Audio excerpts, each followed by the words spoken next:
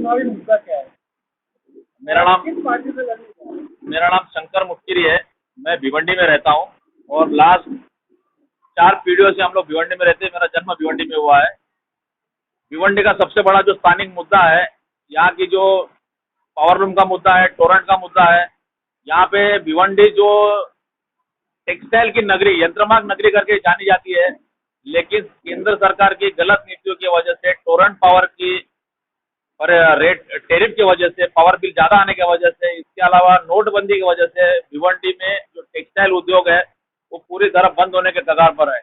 लोग यहाँ पे जो रहते हैं वो रोजी रोटी के लिए जो काम मिलेगा, जितना कम पगार में काम मिलेगा उतना काम करने के लिए लोग मजबूर है।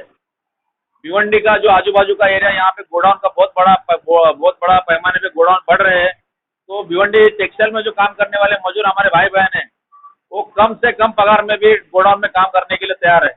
मैं आपके माध्यम से पूरी जनता को बताना चाहता हूँ कि दिल्ली में जो जेल में जो कैदी ये सजा काट रहा है, उसको 495 रुपए से 600 रुपए तक का डेली का पगार मिलता है, लेकिन उससे भी कम पगार में हमारे भिवंडी के जो मजदूर भाई बहन है वो काम करने के लिए मजबूर है।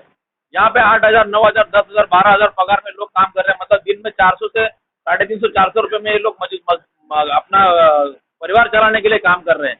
लेकिन यहाँ का कोई भी नेता, कोई भी आमदार, खासदार, मंत्री, कोई भी लोक प्रतिनिधि इसके बारे में आवाज नहीं उठा रहा है।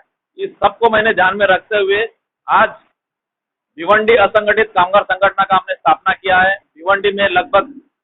भिवंडी और आजू बाजू के एरिया के सब मिला के लगभग 7 लाख लोग यहाँ पे असंगठित कामगार है, जो टेक्सटाइल में काम कर रहे हैं, गोडाउन्स में काम कर रहे हैं, बिल्डिंग मटेरियल में, बिल्डिंग बनाने में काम कर रहे हैं, नाका कामगार है, टेलरिंग कामगार है।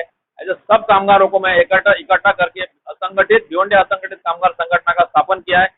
मैं आपके माध्यम से जनता को बताना चाहता हूँ कि सबसे बड़ा जो प्रॉब्लम है इनका जो पगार बढ़ाने का, मैं आपके माध्यम से लोगों को बताना चाहता हूँ कि कम से कम यहाँ का जो कर्मचारी है, असंगठित कामगार है, उसको 20,000 रुपया महीना मिलना चाहिए, ऐसा हमारा डिमांड है। और मेरा चुनावी मुद्दा यही है, मैं लोकसभा में चुनाव जीतने के बाद भिवंडी के हर मजदूर को कम से कम 20,000 रुपये पगार दिलाने का मैं गारंटी देता हूँ। देखा जाए कहीं ना कहीं आपके पार्टी का चिन्ह क्या रहेगा? आप कौन सी पार्टी से लड़ेंगे? मैं अपक्ष चुनाव लड़ रहा हूँ। 6 तारीख को जो चुनाव नॉमिनेशन होने के बाद 6 तारीख को आपको चुनाव चिन्ह मिलेगा। इसके अलावा और कोई आपका चुनावी मुद्दा? मैं राष्ट्रीय स्तर की जो बात करूंगा तो मैंने कुछ संशोधन के आर्थिक क्षेत्र में वित्तीय सलाहकार हूँ। मैंने भारत सरकार को बहुत सारे प्रपोजल भेजे थे, लोन कार्ड बनाया, मैंने लोन कार्ड बनाया है। आपके माध्यम से मैं आपको जनता को दिखाना चाहता हूँ कि ये लोन कार्ड जो बनाया है, इसमें ये loan card international loan card है। मोदी जी ऐसा बोलते हैं कि हम मेक इन इंडिया और मेड फॉर वर्ल्ड, ऐसा जो बोलते हैं, ये मैंने इंटरनेशनल लोन कार्ड बनाया, जिसका सॉफ्टवेयर बनाया है, इसका कॉपीराइट पेटेंट मेरे पास है। इसका ये लागू होने से भारत सरकार को 60,000 करोड़ रुपए का हर साल का मुनाफा होने वाला है और 1.5 लाख रोजगार उपलब्ध होने वाला है। लेकिन फिर भी आज कहीं ना कहीं देखा जाए तो बेरोजगारी बढ़ती जा रही है और भ्रष्टाचार भी बढ़ता जा रहा है।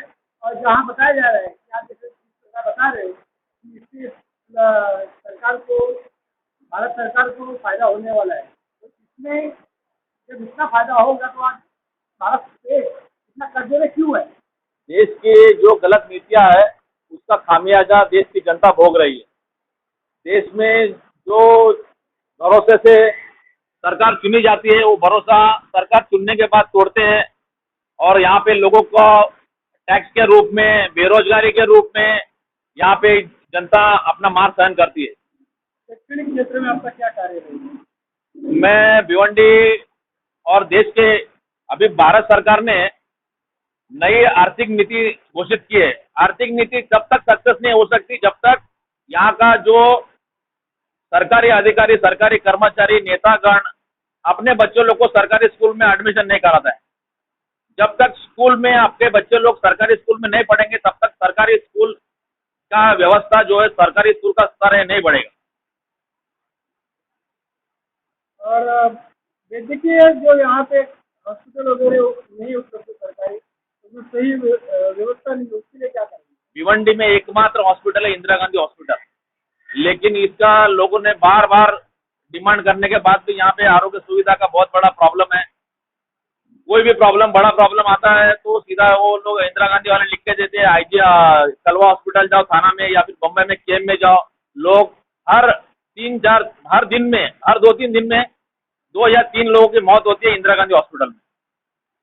तो इसके लिए आप क्या करेंगे? आप तो चुनाव नहीं कर पाए। मैं इसमें चाहता हूँ कि जो व्यवस्था है इंदिरा गांधी की, जो माली हालत है, उसको सुधारने के लिए कोशिश करूंगा और यहाँ पे एक अच्छा सुपर स्पेशलिटी हॉस्पिटल बनाने का मैं केंद्र सरकार के माध्यम से मैं प्रयास करूंगा। तो आखिरी आपसे सवाल है, अगर आप समस्या, रास्ते की समस्या, आरोग्य की समस्या, साफ सफाई की समस्या, ये सभी मुद्दे मैं इसको प्राधान्य दूंगा। मैं भिवंडी वासियों को आश्वासन देता हूं कि मैं चुनाव जीतने के बाद यहाँ की जितनी आपकी जो प्रॉब्लम्स है वो पूरी खत्म करूंगा। ठीक है, ये जो संगठन के आप अध्यक्ष होने के साथ साथ आप लोकसभा मैदान में उतर कर, इसका कारण क्या है?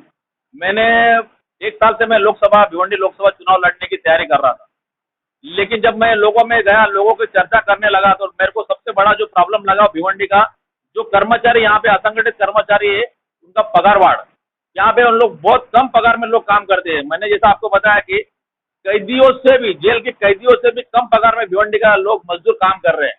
मेरा सबसे बड़ा, मैं भिवंडी के वासियों को आश्वासन देता हूँ, मैं चुनाव जीतने के बाद कम से कम उनका पगार 20,000 रुपये में करवाऊंगा। जनता से क्या आह्वान करना चाहिए? मैं आप भिवंडी लोकसभा क्षेत्र में भिवंडी पूर्व, पश्चिम, ग्रामीण, शाहपुर, मुरबाड, कल्याण वेस्ट, ये इतना बड़ा एरिया है।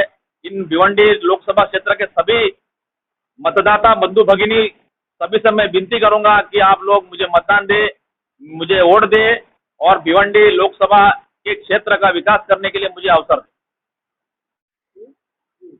मैं ये चुनाव लोगों के 1 रुपया आशीर्वाद रूपी 1 रुपया लेके चुनाव लड़ रहा हूँ। मैं आपके माध्यम से लोगों से अपील करूंगा कि मेरा मोबाइल नंबर मैंने शेयर कर रहा हूँ और मैं लोगों से, अभी तक मुझे बहुत सारे लोगों ने 1-1 रुपया दिया है। 1 रुपया के माध्यम से मैं चुनाव लड़ रहा हूँ, लोगों की सेवा करने के लिए चुनाव लड़ रहा हूँ।